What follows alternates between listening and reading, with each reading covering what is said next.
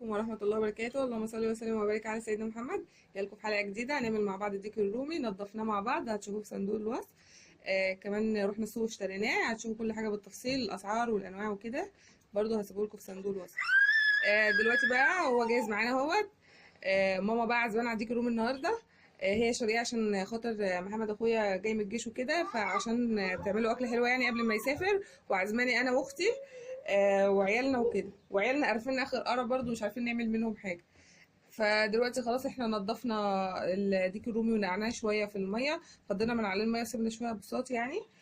كمان معانا اهوت ميه هي مغليه وفيها شويه خل. اول بقى ما الميه دي تبدا تقلب وتفور، هبدا انزل بيها في بالديك الرومي سليم في قلبها. المفروض طبعا ان هو عشان ماما بس ما خدتش بالها وفتحت الجزء ده، عشان كنا هنحط الرجلين ونكتفه، فمش هنعرف. فاحنا هنربط الرجلين دول باي خيط كده.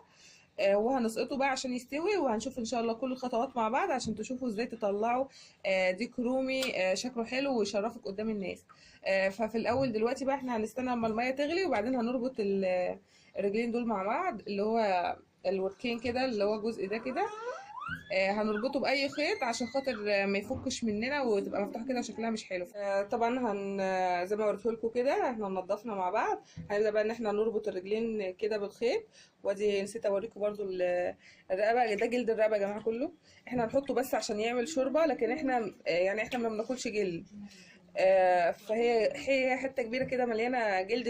دي كلها كانت مغطيه الرقبه. شايفين بالحتت دي، بالحاجات دي كلها. الكبده هي والقناصه، عايزه تعمليهم بتعمليهم، لو عايزه تركنيهم زي ما علمتك وريتك فيديو قبل كده. عملناه برضو مع بعض، كنا مجمعين كبد وقوانص وعملناها اكله كانت حلوه قوي. وادي الراس اهي متنضفه وزي الفل. وادي الرقبه مسكناها قطعناها كده كذا كذا حته. والقناصه برضو اهيت خلصانه. بكده بقى احنا خلصنا. هنبدا بقى ان احنا نسلق ونربط دي كده، ونرجع بقى مع بعض. دلوقتي ان احنا نربطه بالخيط كده من عند الرجل، زي ما انتوا شايف. اي رباط عندك، اي خيط. احنا ما عندناش الخيط اللي هو مخصص بتاع الاكل، بس عندنا خيط عادي اللي هو الخيط العادي اللي بنخيط بالهدوم.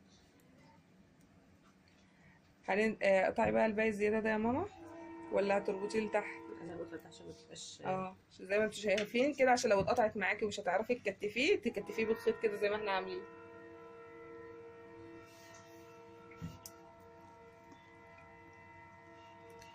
هنكمل بقى ونربط ونرجع بقى مع بعض. ديك الرومي ماما كتفتها بالخيط عشان خاطر هو كان اتعمل عشان يطلع شكله حلو بعد كده لما نسويه. هنبدأ بقى ان احنا نسقطه في المية المغلية. اسقطي بقى يا ماما، يلا. بسم الله. مية مغلية اهي. احنا هنحاول نقلبه يعني كل فترة، واحنا ما عندناش حل اكبر من كده، فاحنا حطيناه هنا وهنحاول نقلبه كل فترة، نروح قلبينه على يمة تانية. ماشي. عايزه حله كبيره. شيل ايدك يا ماما، انت عندك حل اكبر من دي؟ هنزل. المهم ان احنا هنسويه دي وخلاص، فيعني احنا هنصرف حالنا شويه كده، ساعه كده ولا حاجه، نقلبه على الوش التاني. المفروض ان هو ايه، افضل اسويه لحد ما يستوي زي ما ياخد معايا هقول لكم. بس عاده في التسويه كل كيلو لحم هياخد ساعه تسويه. فهو 7، فالمفروض ان هو ياخد 7 ساعات، بس هو ياخد اقل من كده لان السلق غير الشوي في الفرن. فاحنا بقى نخلص. حطينا كل حاجه، وادي الكبد والقوانص كله. ورينا بقى الجلده دي يا ماما، الجلده بتاعت الرقبه برضه هحطها تعمل شوربه، انما هي في الحقيقه يعني احنا بنشيل الجلد كله. ماشي خلاص، لو خلصنا هنغطي بقى عليه ونسيبه. اول لما يغلي نروح موطين ونسيبه يستوي براحته. ما يستوي بقى نرجع لكم تاني. هنعمل بجنبه كسكسي، بس الكسكسي هعمل لكم حلقه لوحده، مبروك. اللي هو المبروم. بس احنا في المنوفيه بنقول عليه كسكسي، وعلى فكره بره يا ماما في المغرب والجزائر وكده بيقولوا عليه برضو كسكسي برضو، تهيالي يعني. خلصت كده وهنرجع بقى مع بعض، استنوا معايا. هي خدت وقتها شويه يعني، هي بقى لها حوالي كده ساعه يا ماما ولا نص ساعه؟ حوالي نص ساعه بنديرها، قلبناها اليمه التانية عشان الحله مش كبيره يعني. المفروض ان في حله كبيره، بس احنا خلاص بقى احنا قررنا هنسويها في الحله دي ونريح دماغنا. اما تستوي بقى خالص خالص خالص، هنرجع نكمل مع بعض. هوريلكوا برضو كل فتره كده، اجي اوريكم احنا بنعمل ايه. كمان اوريكم اهو، شايفين ده هو النحاس ما بتحطه على الغطا عشان خاطر ايه، يغطس لتحت، لان هو بيعوم. لا مش عايز. مش عايم؟ امال انت حاطه اللون ده ليه؟ ده لون قديم من بتاع عشان الفراعنه. عشان الحل اصلا اه. ضيقة. هنكمل بقى مع بعض ونرجع تاني. كده اديكي استوى واتسلق معانا. خد معانا كام ساعه يا ماما؟ لا ده احنا حاطينه من الساعه كام؟ 3 ساعات. خد حوالي 3 ساعات معانا سوا. استوى يعني احنا سويناه يعني استوى خلاص ما بقاش. هنطلعه بقى ونشوف هنعمل فيه ايه مع بعض عشان هنحطه في الفرن. اديك الرومي اهو. هنشيل بقى الخيط اللي فيه. هو استوى يعني هرى، احنا بنحبه كده الحاجه مستويه. الشوربه بقى اللي معانا بقى هي شايفين كميه الدهون اللي على الوش كبيره قد ايه؟ ده غير الكميه اللي ماما شالتها وحطيتها على الكسكسي. كده احنا خلصنا يا ماما. هتحطه في التلاجة، انا قلت لكم مره قبل كده بس مش عارفه هتنزل في انهي فيديو يعني. فهي هتحطه في التلاجة وتشيل الوش بتاعه الدهون، تبقى تطبخ منها في اي طبخه. والشوربه اللي باقيه تعينها برضو تعمل منها في اي بدل طبخه. مع كسكسي. وهتقدم منها جنب الشوربه جنب الكسكسي وهتشوفوا معانا التقديم كله. ديكور رومي بقى بطل معانا النهارده اهو.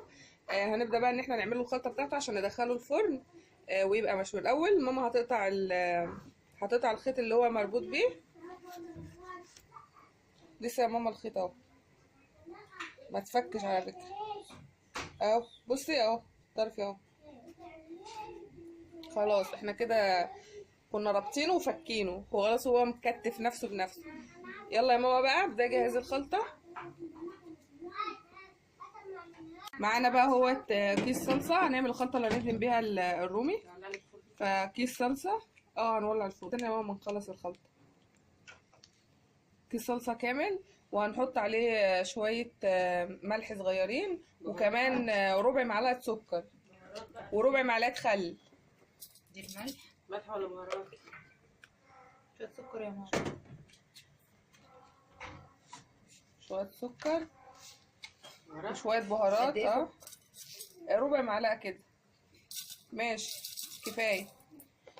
هنقلب بقى الخلطه ديت. ربع معلقه خل يا ماما. شويه خل.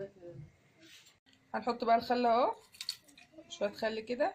قلبي بقى على بعضه. الخليط اللي انتوا شايفينه ده بقى ندهن بيه ديك الرومي. هندهنه وهندخله. لازم شويه نحط عليه سكر. شوية زيت ولا كده كفاية؟ لا زيت لا. زيت هو اصلا الجلد بتاعه دهون كله مش محتاج لا زيت ولا اي حاجه. هندهن بيه ديك الرومي. بعد كده هندخله الفرن. ممكن نحطه تحت الشوايه هيخلص بسرعه. لو عايزه تولعي عليه الفرن نفسه اللي هو كان لسه ناقصه سوا هتولعي الفرن نفسه. انما احنا مش هنولع الفرن، احنا هنشغل الشوايه عشان هو اصلا مستوي. ريهام بقى هتدهن دلوقتي الديك الرومي كامل بالخلطه بتاعتنا ديت. ولما نكملها بقى ندخلها في الفرن تحت الشوايه وهبقى اوريها لكم برده تحت الشوايه بيبقى شكلها عامل ازاي. فهنكمل بقى الديك الرومي كله كده وبعد كده نرجع له. والشوايه شغاله مش عارفه الشوايه بقى باينه. لا باينه. نزلي ايدك تحت كمان. كده؟ لا باينه في الطرف هنا. الشوايه يا جماعه اصلا مش عارفه مش مالكه يعني اصور. خلاص كده هو ديك الرومي قرب يحمر. اما يحمر خالص بقى ويكمل هطلعه بقى ونبدا نقدمه مع بعض. ديك الرومي طلع من الفرن اهو خد اللون. حطينا تحته شويه كسكسي. هوريكم طبعا بقيه الاكل اهو. ده بيكون يعني مهم شكله ومستوي جدا وطعمه جميل جدا. هبقى اوريكم برده وانا بقطع. صينيه كامله اهيت. عملنا بقى اطباق على عددنا وشوربه وكده. احنا بنحب الكسكسي جنبه شوربه. في ناس بتطبخ جنبه وكده نص ليمون لحد بيعصر ليمون على الشوربه. وده كده بقى الشكل النهائي. اتمنى الفيديو يكون عجبكم. اهو مش عاجبه عايز ينط ينزل في الارض ده معرفش بيعمل ليه كده. اعدلي يا رهام. ده بقى كده شكله النهائي. اتمنى الفيديو يكون عجبكم. ما تنسوش اللايك والشير وسبسكرايب. سلام عليكم. إذا الليل أرخى علي السدولا نظرت إليك بقلب ذليل لأرجو به يا إلهي قبولا. دعونا نناجي مولا جليلا إذا الليل أرخى علينا السدولا. دعونا نناجي مولا جليلا إذا الليل أرخى علينا السدولا.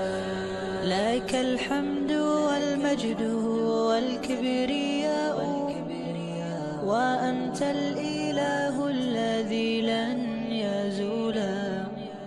لك الحمد والمجد والكبرياء، وأنت الإله الذي لن يزول، وأنت الإله الذي لم يزل، حميدا كريما عظيما جليلا.